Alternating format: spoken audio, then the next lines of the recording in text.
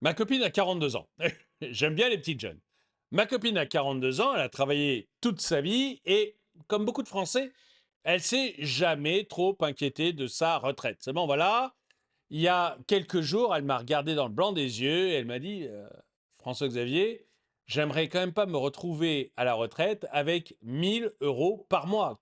Qu'est-ce que tu peux me proposer pour, voilà, comme complément de retraite? Alors, il faut savoir que elle a un petit capital, 12 000 €, et maintenant elle a un job de cadre où elle peut placer 500 € tous les mois. Mais en dehors de ça, elle n'y connaît rien à la bourse. Alors évidemment, elle a acheté, comme tout le monde, une ou deux actions Tesla, une action Nvidia, par-ci par-là, bref, du 50, du 100 €.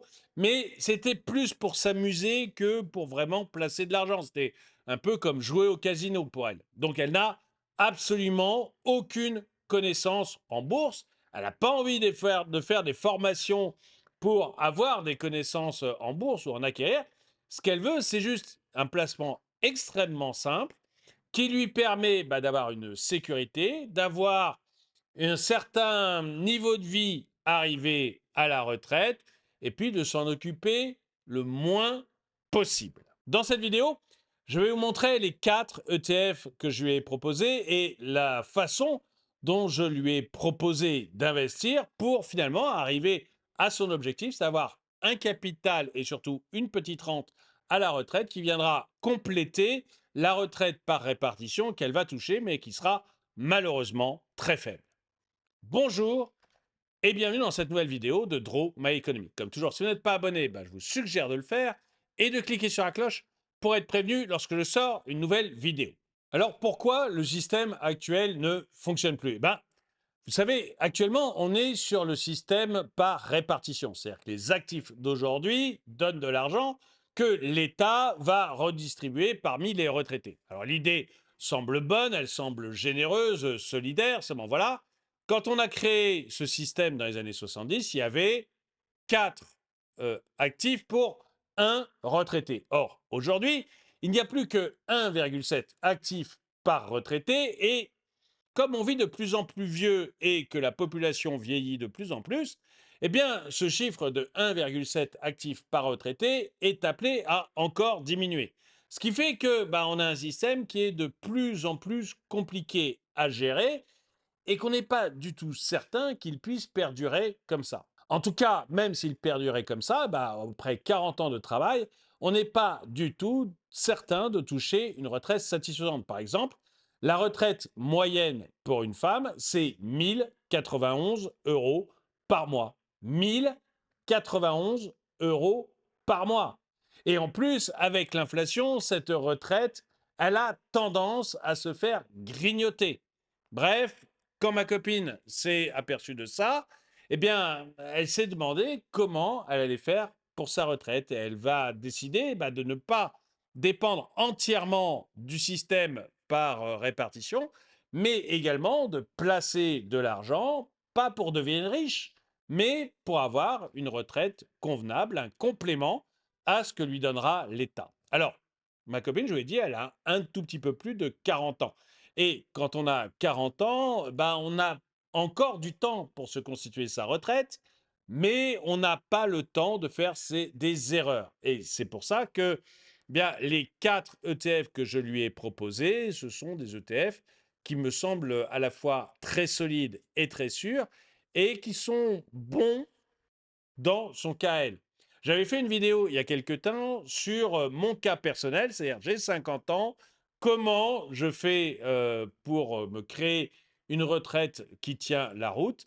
Eh bien là, on va voir, quand on a 10 ans de plus, quand on a 40 ans, 10 ans de plus devant soi avant la retraite, quand on a 40 ans, on va voir que ce n'est pas tout à fait les mêmes ETF, qu'il y a quelques tout petits risques que l'on peut prendre qui vont nous permettre d'avoir une retraite peut-être plus importante et plus acceptable, mais qu'il faut quand même rester extrêmement prudent.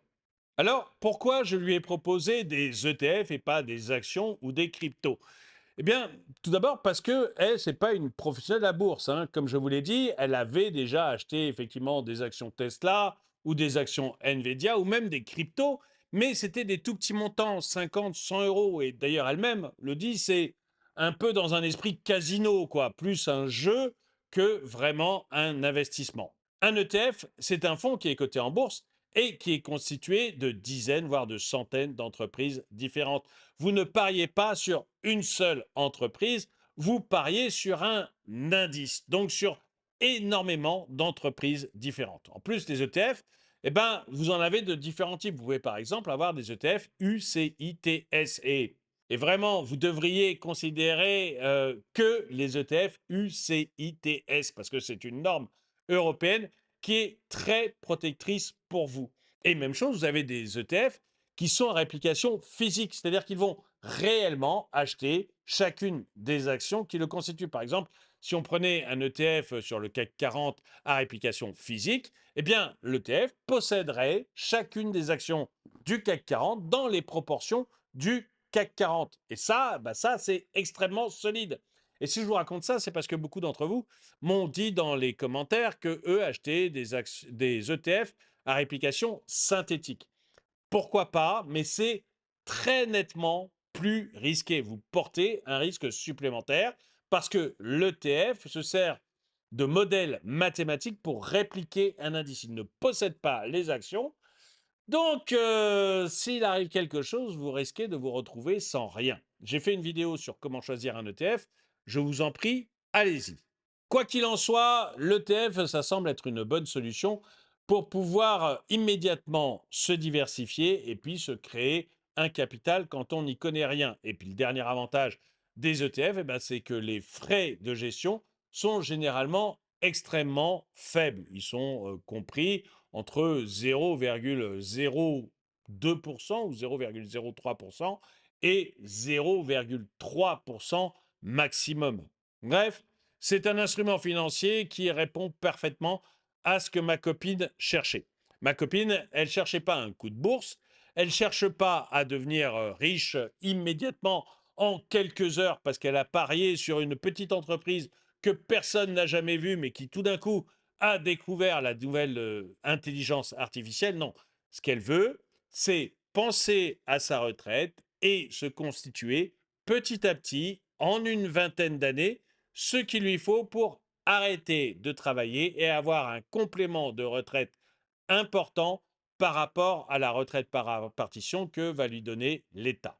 Tout à l'heure, je vais vous montrer les ETF que j'ai proposés à ma copine sur mon compte Freedom 24. Mon compte Freedom 24, c'est celui avec lequel j'achète des actions et des ETF en Europe, aux États-Unis et en Asie. D'abord, c'est un compte extrêmement facile à utiliser. Ça convient parfaitement soit à des débutants, soit à des gens un peu plus expérimentés que moi, comme moi, voire même à des gens extrêmement expérimentés. C'est très intuitif. Ensuite, c'est une plateforme qui est fiable, qui est solide et qui est contrôlée par les institutions européennes. Et puis enfin, c'est très facile d'y ouvrir un compte. Vous avez besoin d'une pièce d'identité, d'une facture à votre nom et de faire un selfie. Et dès que Freedom 24 a validé votre compte, vous pouvez commencer à acheter et à vendre des actions et des ETF ainsi que tous les produits qu'il propose sur la plateforme. Et en plus, en ce moment, si vous ouvrez un compte chez Freedom 24, eh bien, vous pouvez gagner jusqu'à 20 actions gratuites d'une valeur de 800 euros chacune, valeur qui peut aller jusqu'à 800 euros chacune. Si vous êtes intéressé, regardez, j'ai mis un lien dans la description et sur le premier commentaire épinglé. N'hésitez pas à appuyer et aller voir ce que Freedom 24 peut vous proposer. Alors, quels sont les 4 ETF que j'ai proposés à ma copine? En fait, pour lui permettre de se constituer un portefeuille qui soit diversifié et puis un portefeuille qui fonctionne, je lui ai proposé 4 ETF que je trouve extrêmement complémentaires. En fait, il y a 4 ETF, un qui va permettre la diversification, l'autre qui va permettre une diversification géographique, un troisième qui permet d'être un peu présent sur les pays émergents et de pouvoir profiter de leur croissance, et puis le dernier qui va lui permettre de recevoir des dividendes, ce qui est toujours extrêmement satisfaisant. Le premier ETF a pour code SPPE.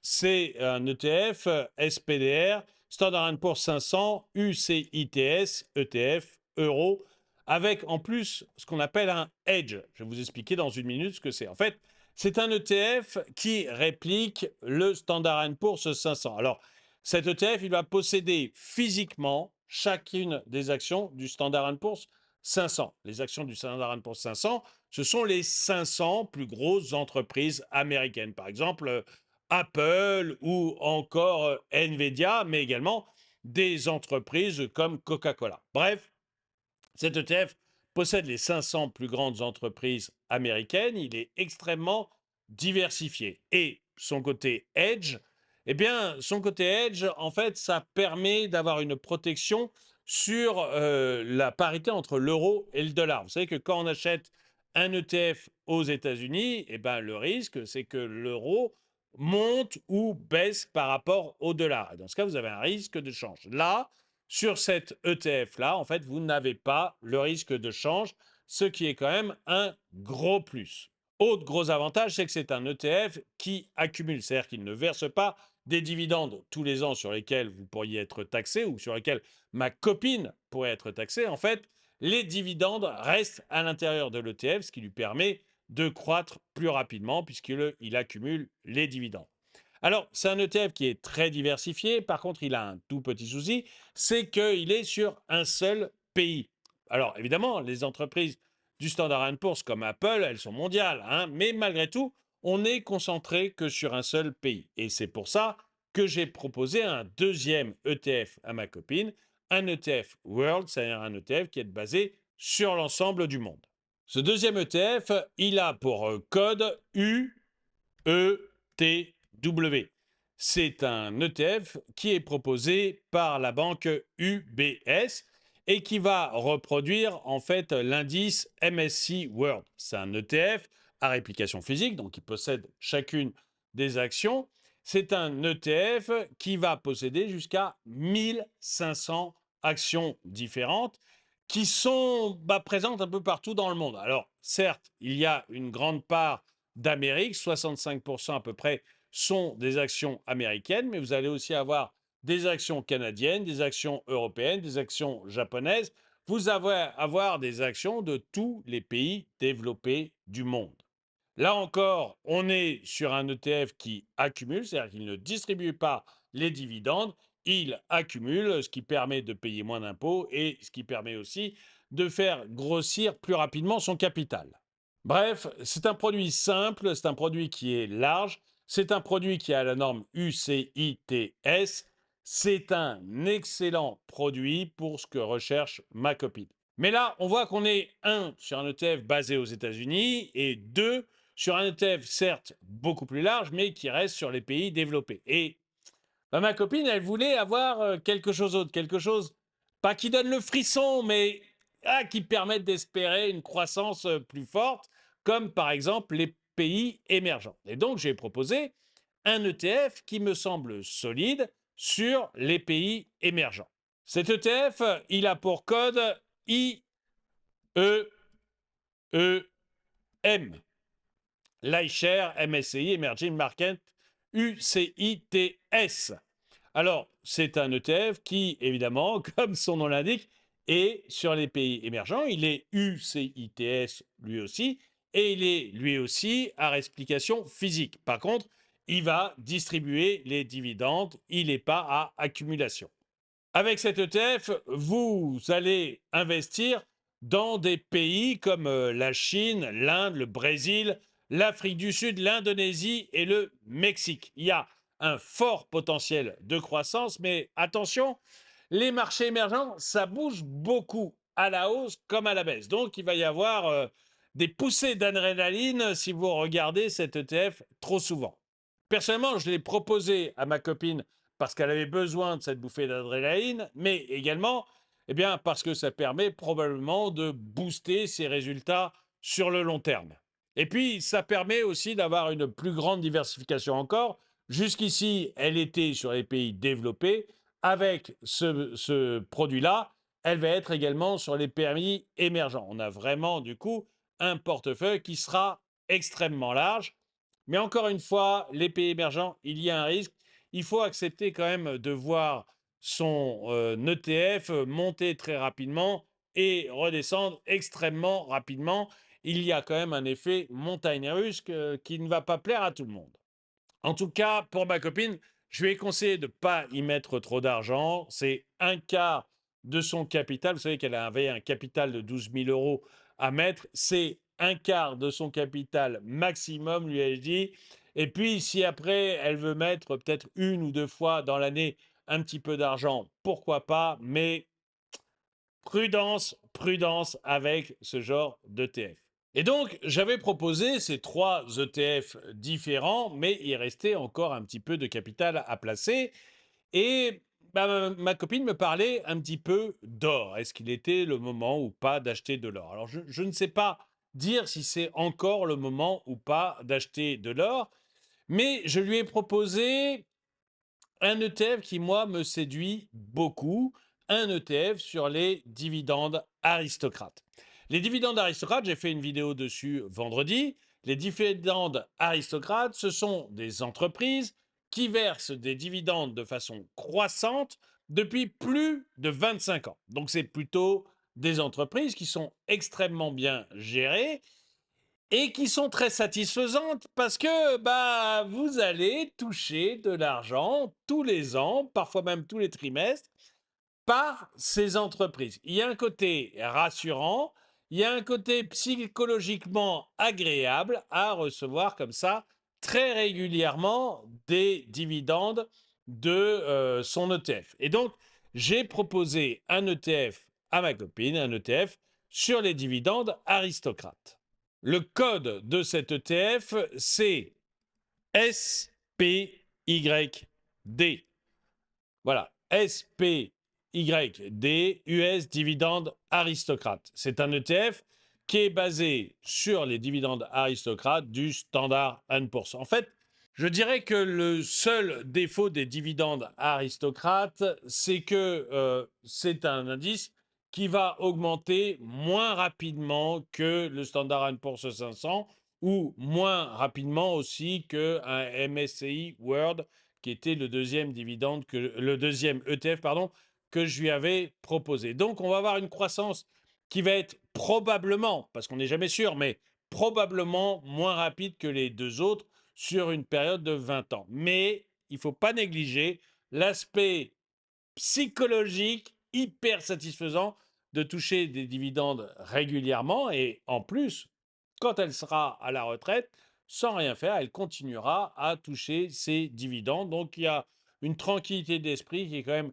très très forte liée à cet ETF. Bref, le capital de ma copine, les 12 000 euros qu'elle avait à placer, eh bien, il a été réparti de manière équitable, 3 000 euros sur chacun des ETF que je vous ai cités. Et à ce moment-là, ma copine s'est tournée vers moi en me disant bah, j'ai également, moi, 500 euros à mettre tous les mois. Comment je dois faire pour le placer? Est-ce que je dois placer tous les mois ou est-ce que je dois attendre de nouveau arriver à 2 000 3 000 euros pour les placer? Comment je fais? Alors là, je pense que le système le plus simple, en tout cas c'est ce que je lui ai dit, je pense que le système le plus simple, c'est d'utiliser la méthode DCA, de verser tous les mois la somme le même jour, quoi qu'il arrive, même si on atteint des sommets en bourse, peu importe, tous les mois, le même jour, on place la somme. Par exemple, le 25 de chaque mois. En fait, l'idée de cette méthode DCA, c'est de lisser les variations du marché, d'investir de manière systématique sans attendre le bon moment. Parce que, faut être clair, personne ne connaît le bon moment. Donc, il vaut mieux faire ça de manière automatique. Et je lui ai donc indiqué 2 façons de placer ces 500 euros mensuels. Alors, je vous rassure, hein, si vous n'avez pas 500 euros, ça marche aussi. Ce n'est pas du tout une question de montant, mais elle, il s'avère que c'était 500 euros. Donc, je lui ai indiqué 2 façons de le faire. La première, c'est la façon la plus simple. C'est en fait de mettre automatiquement le même jour, tous les mois, 170 euros sur l'ETF basé sur le Standard & Poor's 500, 170 euros sur l'ETF basé sur le MSCI World, et puis 160 euros sur les dividendes aristocrates. Je lui ai dit de ne pas vraiment essayer de s'acharner sur les pays émergents parce que malgré tout, il y a une variation qui est très forte. C'est moins solide que le reste et cet argent, c'est pour sa retraite. Ce n'est pas pour jouer. Donc, voilà, j'ai préféré qu'elle se concentre sur ces 3 ETF-là. Et la façon la plus simple, donc, c'est de répartir l'argent en 3 parts et de le faire comme je l'ai indiqué. L'autre solution que je vais proposer, bah, c'est de faire le premier mois investir ces 500 euros sur le Standard Poor's 500, le deuxième mois investir les 500 euros sur le MSCI World et le troisième mois sur les aristocrates du dividende. Bon, c'est un petit peu compliqué, mais finalement, ça revient au même. L'essentiel, c'est que ça devienne automatique, c'est que ça devienne un réflexe. Si ça peut être automatisé réellement, bah, tant mieux. Mais de toute façon, il ne faut surtout pas se poser de questions et le faire automatiquement tous les mois et si possible vraiment à la même date. Alors, combien ça peut lui rapporter? Parce qu'évidemment, c'est la première chose qui l'a intéressée. Elle ne fait pas ses placements pour devenir riche, elle fait ses placements pour avoir un complément à la retraite. Et ce qu'elle voulait savoir, bah, c'était quel complément à la retraite elle pouvait attendre. Et du coup, bah, on a fait une petite simulation. Elle a placé donc 12 000 euros de capital. Et puis, elle va placer pendant les 20 prochaines années 500 euros par mois avec un rendement d'à peu près 6%, ce qui n'est pas un rendement exceptionnel ou complètement délirant quand on fait ce genre de placement. Avec un rendement annuel de 6%, si elle place 12 000 euros de capital et 500 euros après par mois, eh bien, elle aura un capital arrivé à la retraite d'à peu près 230 000 euros.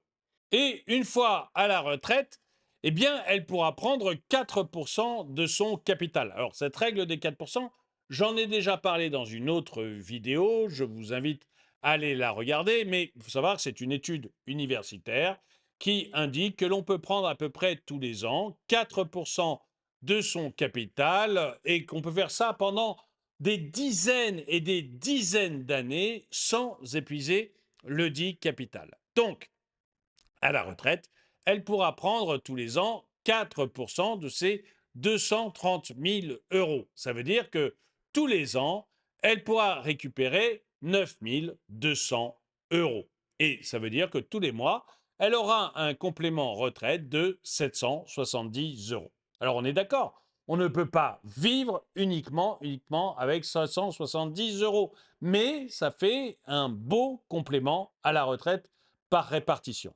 Ce n'est pas magique, mais c'est concret et surtout, ça rapporte nettement plus que les livrets A. Bref, en conclusion, l'idée c'est d'avoir une retraite qu'on choisit et pas une retraite qu'on subit.